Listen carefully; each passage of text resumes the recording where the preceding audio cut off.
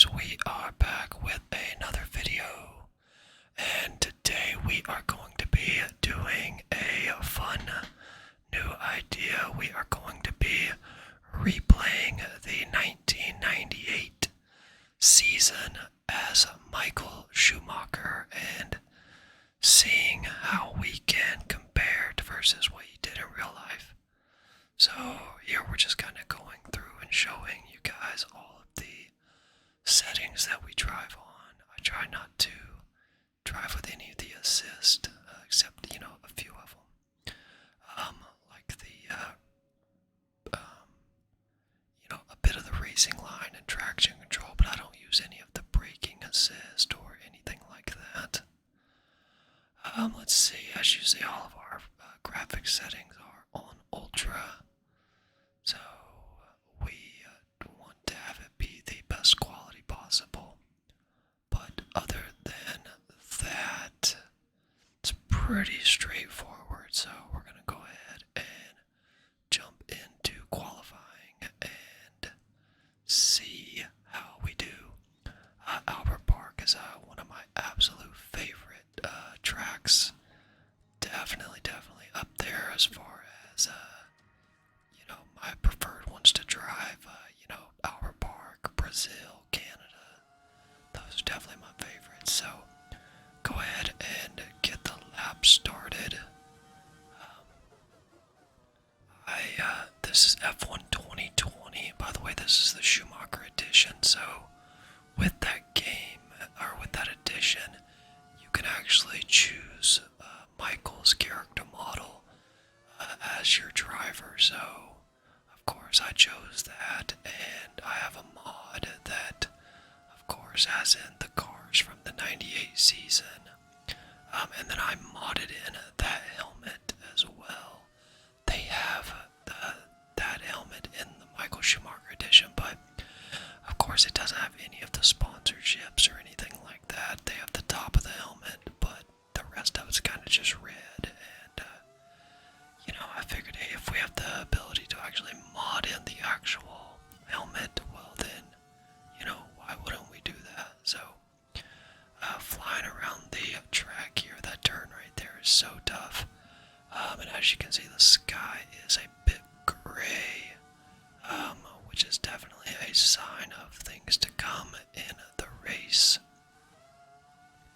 I've tried to do the recording of the actual ASMR, whispering while I do the driving, and it's impossible. One, I can't focus on my driving, so I end up wrecking or things like that, so the driving isn't smooth, and getting the sound quality isn't that easy either. As you can see, we do take pole position. I'll go ahead and do a quick rundown of the grid before we get into the race. But as I was saying, we do, I do the races and all of that, and then I just come back and talk over the video, because I found that's the best way to be able to actually get, a good solid race in, and then also make sure that the sound quality is good. So, nobody has a problem with that, but, we'll definitely try to make any changes if we can moving forward. So if you guys have any suggestions, certainly let me know. Let me go ahead and get a drink of water really quick. I had some dental work done today, so my throat is very dry, as we see future Ferrari man Rubens Barrichello. Just a moment, guys.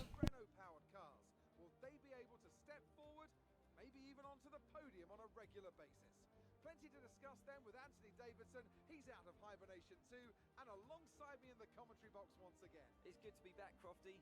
Let's hope for some good racing today. We can't know at this point how competitive these teams are relative to each other, but hopefully nobody is able to run and hide. We want to see these drivers pushing to the limit all the way to the checkered flag. Alright, sorry about that, guys. So, as you see, we have the starting grid. Obviously, Michael Schumacher on pole.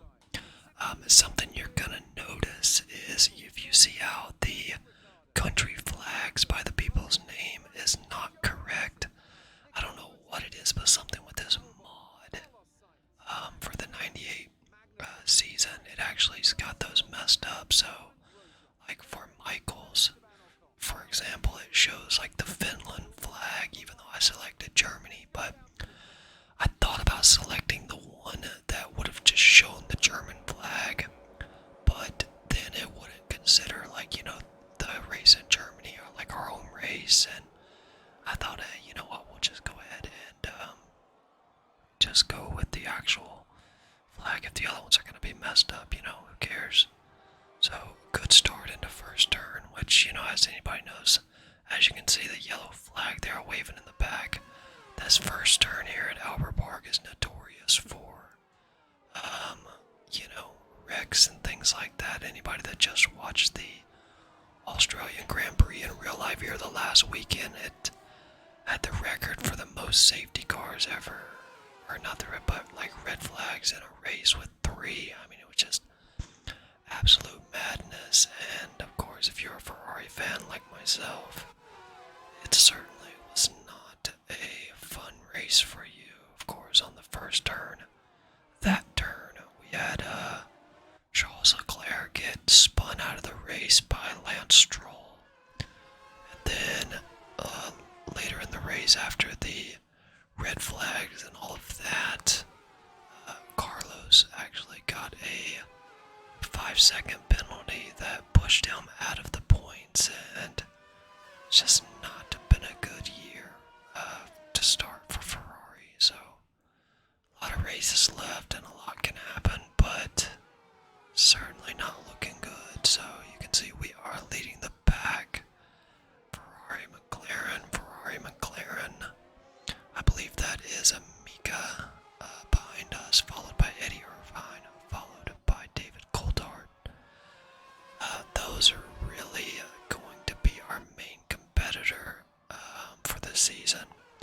With this mod, one of the things they focused on was car performance and having them true to life. So, of course, in the late 90s and early 2000s, it was, you know, really Ferrari and McLaren, and then Williams joined, but that was more 2001, 2002, where the BMW Williams started, you know, really catching up.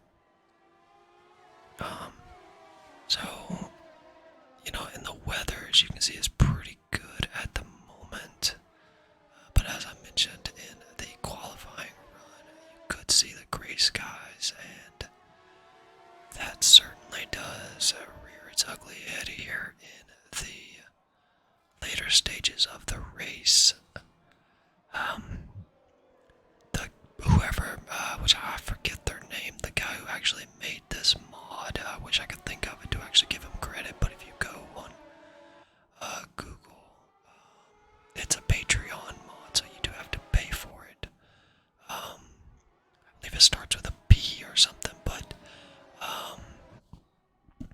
the mod, it's like $10 or whatever, but they actually have it from, I believe, in 98 to 2007. So what we are going to do is basically go through, you know, the second half and eventually end of Michael's Ferrari run. We'll actually probably we'll have Michael race through 2007.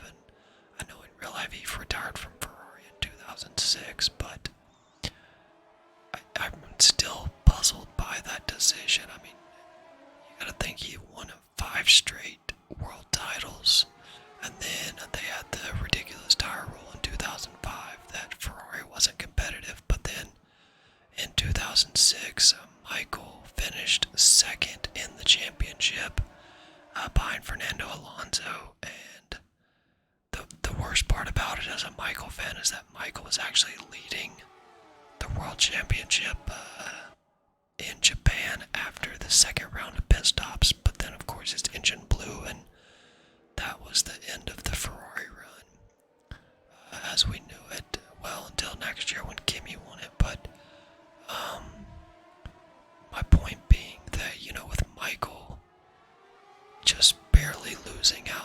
Championship in 2006, and then Ferrari winning again in 2007, I definitely believe that Michael would have been, competitive in 2007. And, being a bit of a conspiracy theorist for this, but I think, which is crazy to, when you say it, but I think that Ferrari actually pushed Michael out and wanted him to retire because they were so wrapped up in bringing in Kimi Räikkönen, and they knew the competitor that Michael wasn't just gonna, say, okay, yeah, here, I'll just go ahead and,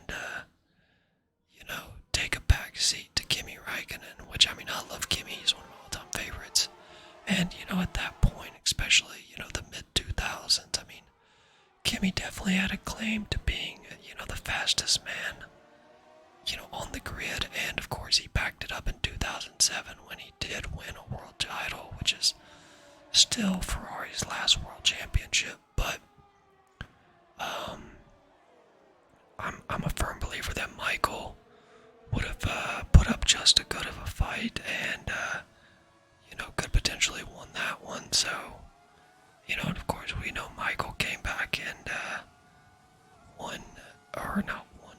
returned to F1 and raced for Mercedes in their early days, and reunited with Ross Brawn, and it was Mercedes jump into F1, and of course they wanted with them being a German company, they wanted a German driver, and who better than the greatest German driver, and also just the greatest driver, period, and Michael Schumacher.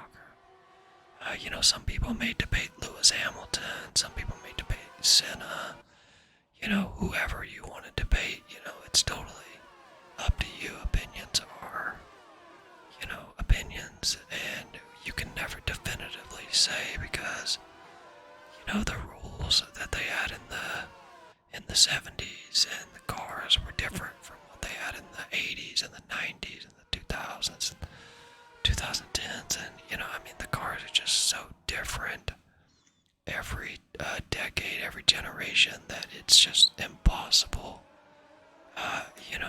to compare them.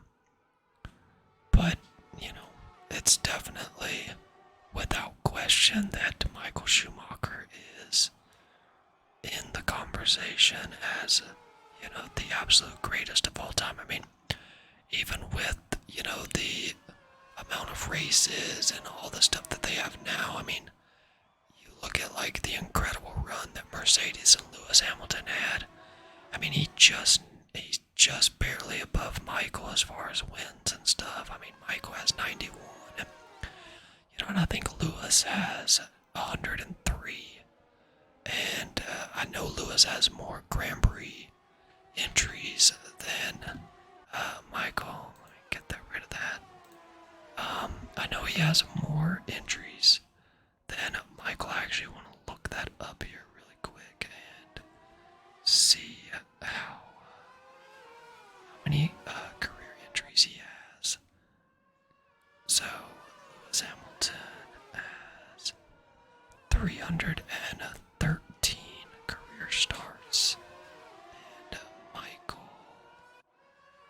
he has, let's take a look here, and Michael has 308. So Lewis actually just passed Michael not too many races ago. And for example, they're both 7-time world champions. Lewis has 103 wins to Michael's 91, 192 podiums to Michael's 155, 103 pole positions, which is crazy that he has the same amount of wins as pole positions. I mean, that's crazy. And then he has 61 fastest laps, which is actually behind Michael. Michael has 77. Both great drivers. I think Lewis is a fantastic driver. Not taking anything away from him. Him and Michael are both on the Mount Rushmore of F1. So, wherever you want to rank them, so be it. In my opinion, as a Ferrari fan, it'll always be Michael. Now the closest racer, in my opinion, that I've seen to Michael is Max Verstappen, just as far as how he's just so laser focused on racing, and he really doesn't seem to have a weakness. I mean, the guy has a racing simulator installed on his private jet, so he can do, simulations and just practicing, when he's in the air, flying. So that's definitely a level of dedication that you really don't see. As you can see, we are still here out in front. Michael is always very good at this track. I think he won this track like 3 or 4 times. This was definitely a track that Michael was very well. And again, I think this track is one of the best ones. There's so many good tracks, even some of the ones they don't race anymore, like Malaysia. I think Malaysia is a great track, but they don't race it anymore. Let me take a drink of some water, just a moment.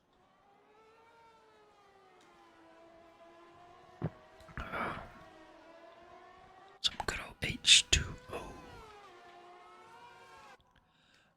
And as I mentioned earlier about this mod, the guy who made it, like I said, he has all the way through 2007. So, as the years go on, you'll see the cars change, you'll see the drivers change, and all of that. So, that'll be really neat to be able to do this, because in F1 games, something I've actually been hoping that they would change is in the career mode, you can only do it for 10 seasons, and then it makes you retire.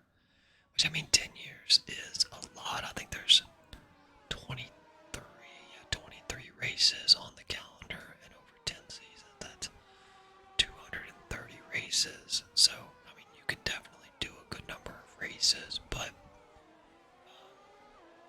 my complaint on it is, as you can see, some of the guys going in the pits there.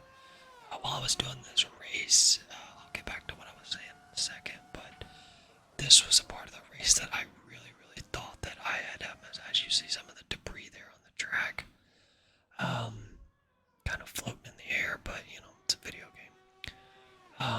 And it's, heavily modded, so, it's definitely going to be a bit of issues if you ever done any sort of PC modding or anything like that. That stuff doesn't always work perfectly as it should, but it just kind of comes with the territory. But I was really, really nervous here whenever the safety car came out, which, again, this track is notorious for wrecks and things like that. But I was really nervous here whenever I saw that both of the McLarens and my teammate Eddie Irvine both pitted under the safety car, because I was like, oh no, like now I'm gonna be, because I don't recall how many laps we were in the race, but I think, because I do 50% race distance, so I think it was 33 laps, and I think my pit window was between 9 and 12 laps. So, and I knew that I had to be coming up on that, so I was like, oh man, this is not going to be good, because I'm going to have to pit while they're pitting behind the safety car. See, as you can see, they're all right there, so I'm like, man, they're only losing a couple spots, and I'm going to be pitting, everybody's going to be bunched up still, because I'm not going to be able to pull out that big of a gap. So I was thinking like, okay, like I have to go into the pits here. So of course, I was like, I'm gonna lose a lot of spots regardless. Whenever we whenever I come out of the pits, but I would much rather do it when everybody's bunched up. So then that way I at least have a good opportunity to be able to, pass the back markers. I mean, because I'm in the Ferrari, especially at this time, the Ferrari was very, very fast. So I knew there was going to be a bunch of teams that I would be able to one pass, and then I knew there would be more teams that had to pit, because I know everybody didn't go into the pits. So that was my logic, like, okay, I'll kind of take the L now and go to the back of the line, as opposed to waiting till after the safety car when everybody's at full speed, and it's just gonna make it harder. So that was kind of my reasoning for doing it, but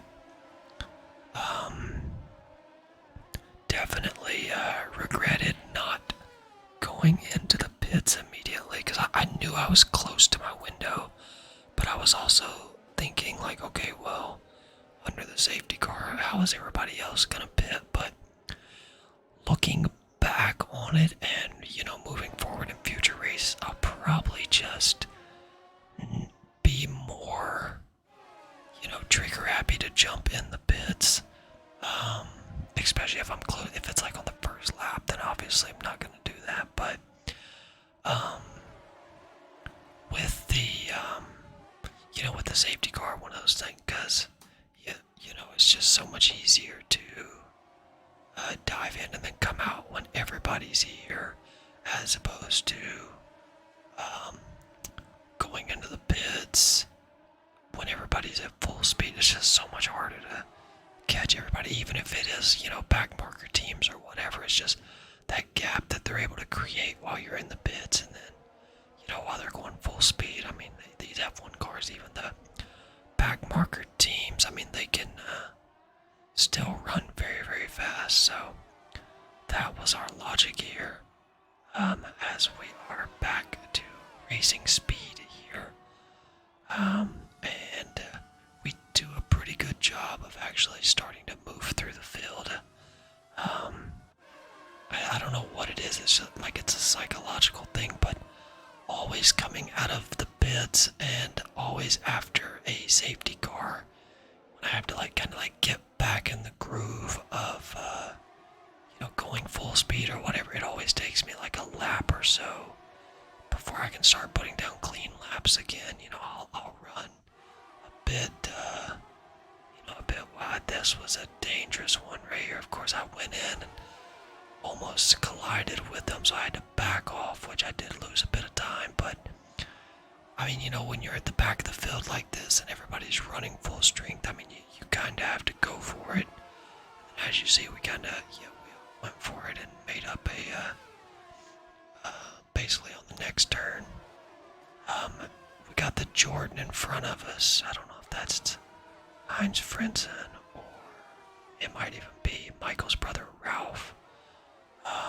Which, if you guys paid attention when it was showing the qualifying order, somehow Ralph already had to take a grid penalty. I don't know if they blew an engine or something like that. But it's definitely unfortunate if it's the first race of the season and you're already taking grid penalties. Now, if I remember correctly, because I actually did the race last night, so it's not fresh in my memory. I know we do get another safety car. Yeah, you can see the flags waving.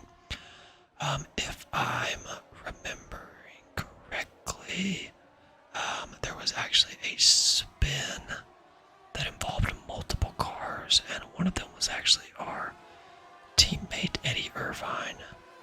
I believe he actually got knocked out of the race. So, I mean, it was looking like Ferrari this year at Albert Park, where we had one of the cars knocked out.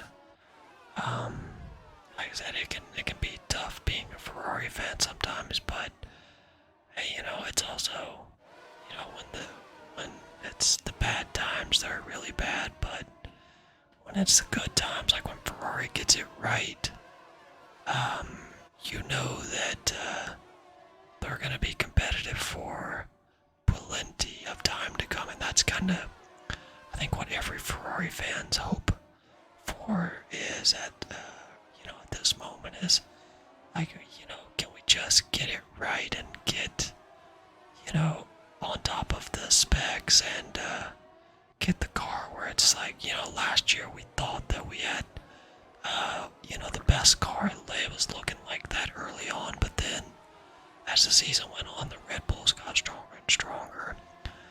Some of the other cars jumping into the pits there makes it a bit easier to move up. I believe once we actually catch up to the safety car, I believe we're actually in like 7th or something like that. I believe we go up. So even though we did have the late pit, or not necessarily late, but later than all of the other top runners, it didn't hurt us too bad. One, because there was another safety car, so nobody was really able to pull out that big of a gap, and then the other cars dived in. So as you can see, 1, 2, 3, 4, 5, 6. So yeah, we moved up into 7th. So from last place to 7th here in just a couple laps. Definitely not bad. As you can see, the sunshine has definitely gone away, and the skies have turned gray. Which, in real life, whenever that rain came out, I mean, Ferrari and Michael absolutely loved it. I mean, Michael was nicknamed the Rain Master for a reason.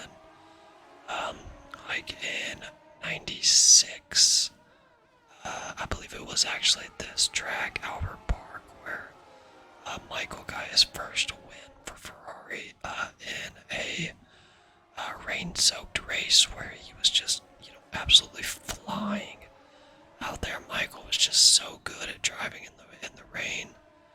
Now, obviously, the helmet and the car and the driver might be, of Michael Schumacher, but I'm certainly not Michael Schumacher. But I think we do all right as far as when the rain does eventually come down. Let me adjust my seat and mute my mic so it doesn't blare through. Anybody that's seen any of my previous videos know how squeaky my chair is. I'm actually hoping to get a new chair soon. I've been saying this, but then I always end up getting, other stuff. I actually bought a Michael Schumacher shirt today, for example. It's just random stuff, or, bills or whatever it may be, but that's definitely at the top of the list. But anyways, give me just a moment, guys.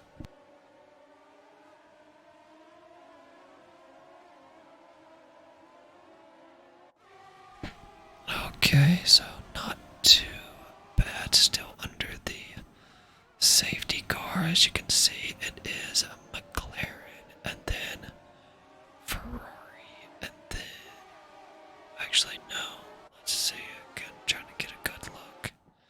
So let's see, so it's actually, okay, no, so it's still Eddie Irvine, McLaren, Williams, and then I believe I think that may be a Stewart or a Minardi. I think it's a Stewart. It might even be Rubens, one of my all-time favorite drivers as well. Him and Michael were absolutely incredible together. And by all accounts, just one of the nicest guys ever. So, would definitely love to meet him someday. Obviously, my dream would be to meet Michael in some capacity, but obviously everybody knows Michael had his accident skiing in 2013 and hasn't been seen or heard from in public since then. So, keep fighting, Michael. I would probably cry if whenever they announce, if Michael was to ever, be returning to the paddock or anything like that. But, as long as if if we could even just get an update that Michael is, returned to a somewhat normal life, I think that would be just absolutely incredible. So I know we get another safety car then, which does involve our teammate. As you can see there, that turn we almost wrecked a couple times there, just getting a bit overzealous, trying to rush in there and then end up having to really slam on the brakes, but trying to chase down the Jordan here. I always loved those Jordan liveries, the buzzing hornets, the yellow. I loved how they kind of had their color. Ferrari was the red, Jordan was the yellow, Arrows was the orange. I always really liked that when teams, had their distinct look, their distinct colors. Jaguar was, that dark green, which, some of these teams, Arrows and Jaguar, we'll see them here in the coming seasons, and as well as some very good young drivers that'll make their way onto the grid here within the next couple years. Kimi, Juan Pablo Montoya, Fernando Alonso would definitely get some big name drivers coming up, and it'll certainly be interesting to see kind of how it is, because I'm definitely, the seasons I'm looking forward to is obviously the 2002 and 2004, to get to drive the F2002 and the F2004, two of the most dominant cars in F1 history. So it'll certainly be interesting to see kind of how well those are modded, and if they feel, any different than, say, this car in '98, for example. I actually I like this car in '98, but I think as far as the livery and the sponsorship look and everything goes, I think 2000 was a really, really good year as far as just the whole grid, having just great cars and,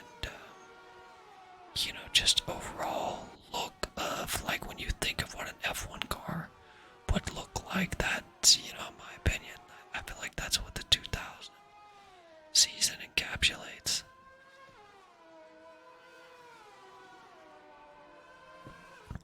So as you can see here, we were able to pass the Jordan, and now we are coming up on the Williams. I really enjoy the BMW Williams, the white and blue livery, but the red Winfield Williams I thought was a really, really underrated livery. Diving into the pits here to switch out. We actually get held up a bit because we're double stacked. Michael, as you can see, he's in the pits, so we actually got held up there. Team does a good job, or not Michael. Eddie Irvine was in the pits, so we actually got held up a bit. And then, as you see, two cars actually pulled out in front of us, so we went from being behind just the Williams to the Williams, a Sauber and a Renault, and you see one of the cars went off there. The track is starting to get slippery, so this is kind of where it gets interesting here. Now, we made a bit of a time, because, I was driving and the track did not seem that wet to me, and the rain was not coming down that hard, so we actually put on the intermediates. As you can see there, that's actually where we had a few cars actually spin. One of them being Eddie Irvine. I'm not a fan of, I understand why they do it, but I really wish they didn't have where the cars kind of like went, like where they were like holograms or whatever, whenever they get stuck on the track like that. I get why they do it, so like the other cars don't just get stopped and it like just completely ruins like the whole flow of the race. But I kind of like the craziness too that if there's a car that spins and slams the wall or whatever and it ends up in the middle of the track, other cars that are coming around, I mean, you have to really be cautious of that and like aware of being able to stop that. Now I know like in real life it's a bit different because something like that happens. I mean, the teams would be on the radio immediately, like letting their driver know exactly which turn it was, where the car's located on the track, so it's like we don't have that luxury here because obviously it's a video game. But it would just add a little bit more, chaos and, accountability on the driver to, if there's a wreck or whatever and you know that there's a wreck, you start seeing the yellow flags or whatever. Well, you gotta be cautious and you can't just go bombing through there and because, you could then contribute to it and, wreck yourself. But as you can see here, we are just kind of working our way through the field. Now we did catch back up to the Williams and actually get the overtake. Now we were helped out by, of course, the wreck. I hate that it took our teammate wrecking because, of course, overall that hurts us when we're trying because obviously we want to win the Drivers' Championship, but we also want to win the Constructors as well for the team. In real life, the Constructors is very, very important, for overall, especially in this time, for overall money and the amount that you are paid out at the end of the season depends on your standings in the Constructors. Now, as you can see here, we are, especially through some of these turns, I mean, because the track isn't, in my opinion, it wasn't too slippery, especially with playing these games a lot. You kind of know what what the grip level is and how much you can really push it or not going through a turn. So you can see in some of these turns, I'm super, super careful, like almost coming to a stop almost, and then really easing into the throttle whenever we're going into it. And even with doing that, you can still see that you get a bit of oversteer. The wheels kind of like want to slide on you a bit, so you really, really got to be careful when you're driving through here. But the reason I wanted to go with the enters because I was like, okay, well, if I can control the car, throughout the turns and being super careful, well then on these straightaways or these long stretches like this where you really can go flat out, I can really make up a lot of ground.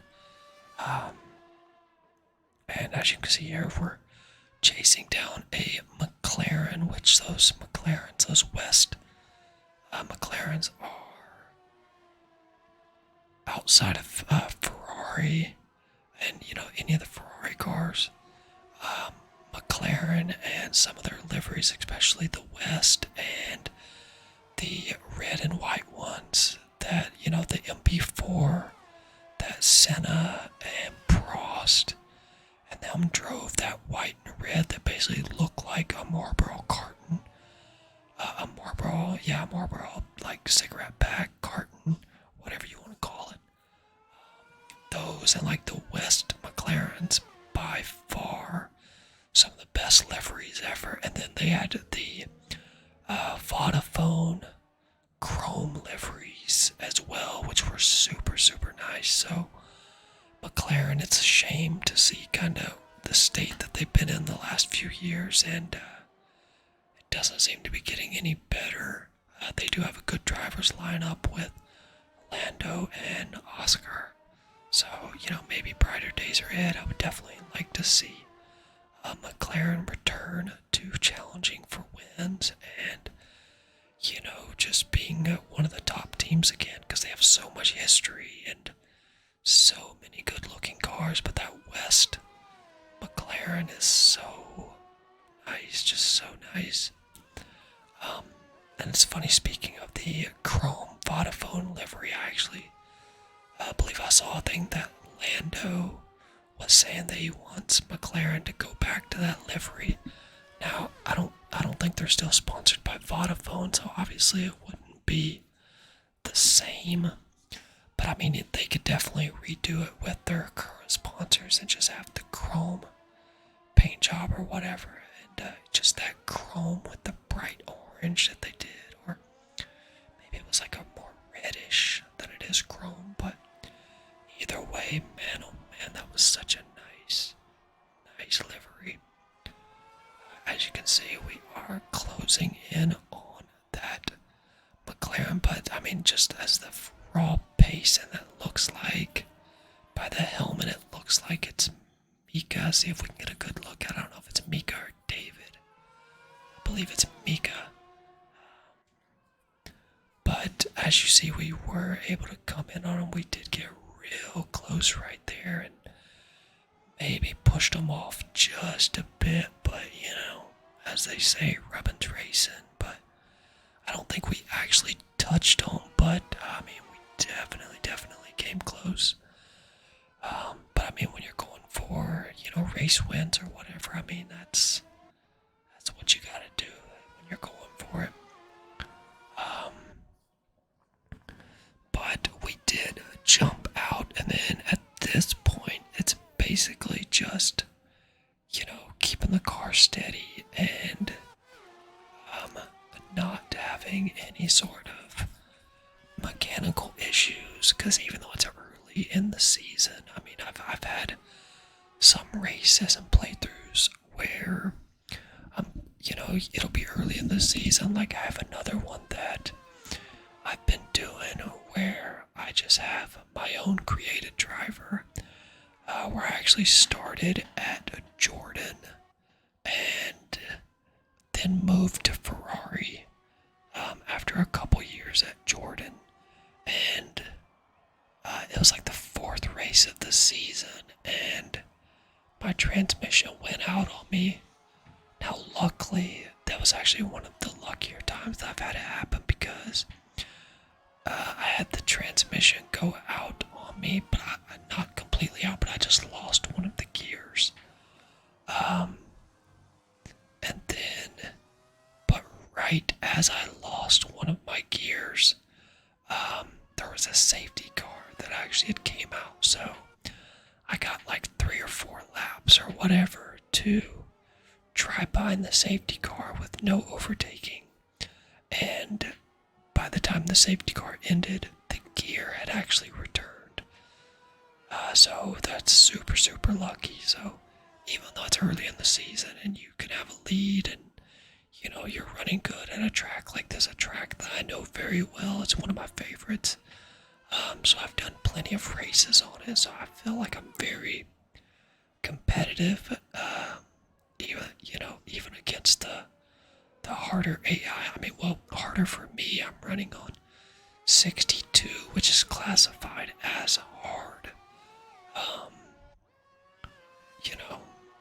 So, but it might be easy for others, and too high for some. It's just all about, you don't want to, whenever I'm playing the game, like, I want it to be a challenge, but I also don't want it to be impossible either. I want to know that, okay, if I'm driving well and clean and doing what I, hold on, let me grab some water.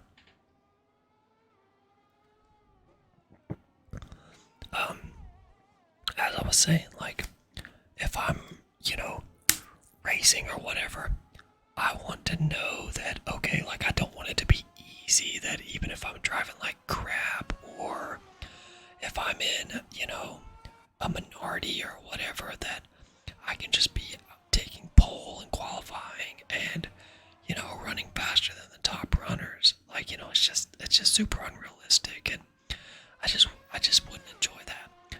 But I also don't want to put it on like, 70 or 75 or something like that, and then all of a sudden I'm in the Ferrari, and I can't even beat a minority. I like to try to find a good balance of my skill, but then also relative to what the cars were. So knowing in 98 the Ferrari and the McLarens were the two best cars, and Williams was competitive as well, along with the Jordans being up there as well. Like, I want to be the main challenger, which, as you saw the way that it shaked out in qualifying, the McLarens are right there, the other Ferraris right there. I think we were all separated by within a second, and maybe half a second between me and the second McLaren. And you may be thinking, oh, well, half a second is still very high. Well, that's only because it's at this track. Like I said, certain tracks I've raced a lot more than others because I just really enjoy them. So even if I'm just doing a time trial where I'm just doing laps and random cars or whatever it may be, if I'm just trying to maybe do some warm-ups before I jump into my career mode, I'll do, usually if I'm doing tracks, it'll be this one, which is Albert Park, the circuit, Gilles Villeneuve, which is Canada, Brazil. Brazil's probably my overall favorite track. Absolutely love that track. Spain, I'm very good there. So like, there's a handful of tracks that I'm very, very good at. So even on a competitive difficulty, I am going to have a bit of an advantage on the computer. But I don't have a problem with that, because I mean, in real life, drivers have tracks, that they're better at, and they just perform better than others. Like Monaco, for example. I mean, if I can just finish Monaco in anything other than last place, then I consider that a success. But that by far the hardest track for me, in my opinion. Silverstone, that's another one that's a very, very fun track because of how fast it is. But it's also a challenging one. Bahrain, which is the next race, I'm pretty good at that track. Monza, that's a track that I usually perform pretty well at. And one that I've actually gotten better at here recently, that I've actually performed pretty well at, is the Dutch Grand Prix. So I have some tracks that I definitely do better at, and then others that is not so much. So it should make for an interesting, because I mean, I can almost guarantee you that Monaco will be a DNF, just because the same thing happens every time whenever I'm running Monaco. I always just, I don't have the pace there as some of the other drivers, because I'm a bit too conservative, and then I end up pushing and trying to be like, okay, well, I gotta make up time, and I'll end up, hitting a wall, that turn right there before you go into the tunnel, or that last turn before you go onto the right there before the pit entry. So I would honestly not be surprised if that's how that race ends as DNF, but we'll see.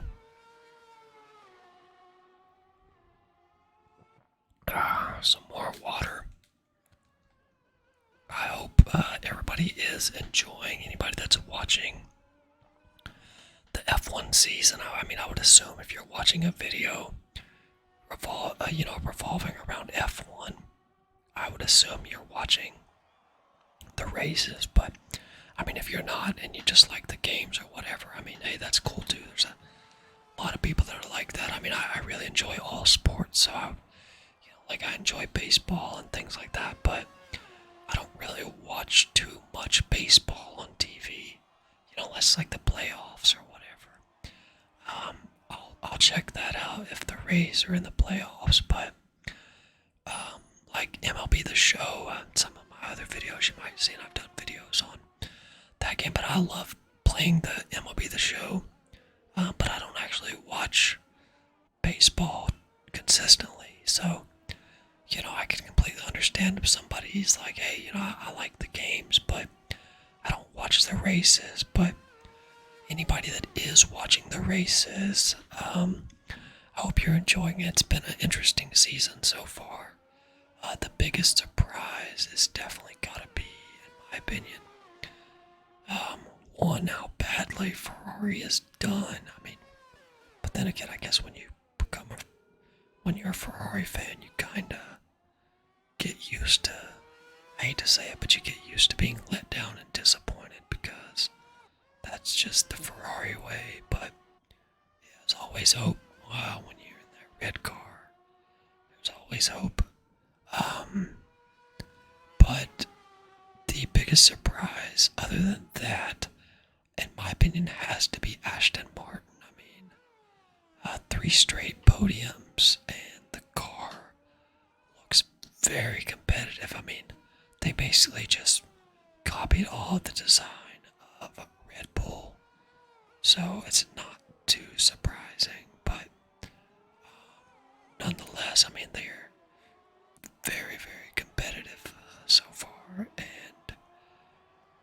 the only thing that bums me out is I wish Sebastian would have not retired for at least one more year, and would have, got to enjoy an actual competitive car again, because, behind Michael, Sebastian Vettel is my all-time favorite driver. I mean, he obviously had his 4 titles at Red Bull, but I love his time at Ferrari. I know it was disappointing, and he didn't win the title like he hoped to do, but he's just such a great driver. Obviously, his well-known friendship with Michael. Michael was basically his idol, and then became his mentor, basically. And then Seb basically took on a fatherly type role for Mick. Obviously with Michael's injury and not really knowing to what extent Michael is able to, be a father for him, Seb really stepped up and helped Mick, and I would have loved to have been able to see them as teammates, Mick and Sebastian. I think they would have really done well, because I don't think there would have been any sort of animosity or anything like that. I think Seb would really honestly want to see Mick do well, and would honestly give him every, bit of knowledge or anything that he could to try to help him win, which in turn I think would have been a very healthy team environment. It would have been great for everybody. So maybe, just maybe, next year we can maybe see Sebastian come back. I'd actually saw a quote here recently in the past couple days that Seb was talking about retirement, and he was saying that, seeing how good the Aston Martin car is this year definitely makes retirement harder. But he said overall the pros being retired, spending time with his family and pursuing other interests has definitely outweighed that. But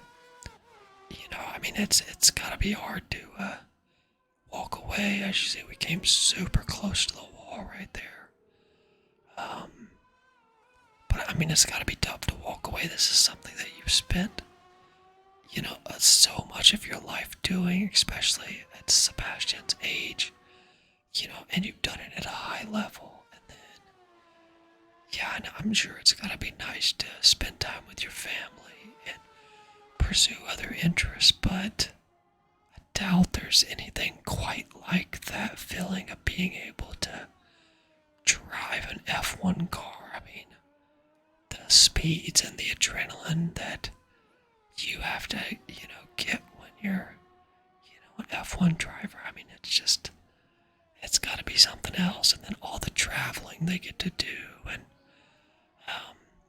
I'm sure one of the biggest things too, because a lot of athletes talk about missing it, is just, the camaraderie and the being with the team and traveling with the team and all of that. So who knows, maybe we could see Sebastian back at some point. That would be really, really cool. But if we never see him again, he had a great career, one of the greatest of all time, in my opinion. Was able to, win 4 championships, which very, very few people have 4 champions, or 4 championships. It's not easy to win even one. Look at somebody like Fernando Alonso. He won back-to-back titles in 2005 and 2006. Now, my opinion on those aside, he does still have 2 world titles. And it's, everybody would have thought, oh wow, well, this guy's got back-to-back titles. He's entering the peak of his career. He's gonna win multiple more titles. And he hasn't won any. And, I think overall for his career, he has like 32 career wins, and 15 or 16 of those wins came in those 2 title winning years. So, the point being that it's not easy to win races as a Grand Prix driver. In F1, it's so competitive. There's so many different changes to the cars every year, so many different regulations. I don't know what was going on here. There's just like 4 cars just bunched up. But there's so many changes and stuff that go on that it's hard. So that's what makes it more impressive when you see these sustained runs that, Michael had, Seb had, Lewis had, and then now it's looking like that, Red Bull and Max Verstappen are having as well.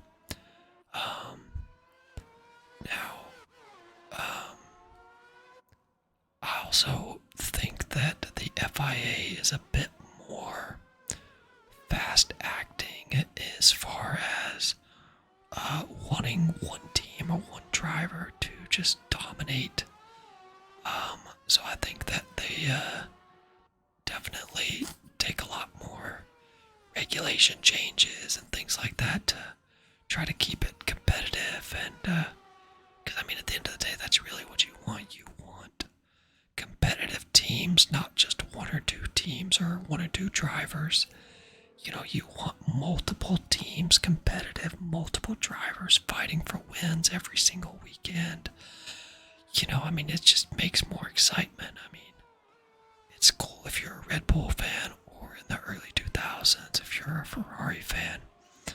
But even me, who's the huge Michael Schumacher fan that I am, you can going back and watching some of those seasons, like 2002 or 2004. I mean, Michael just dominated those years.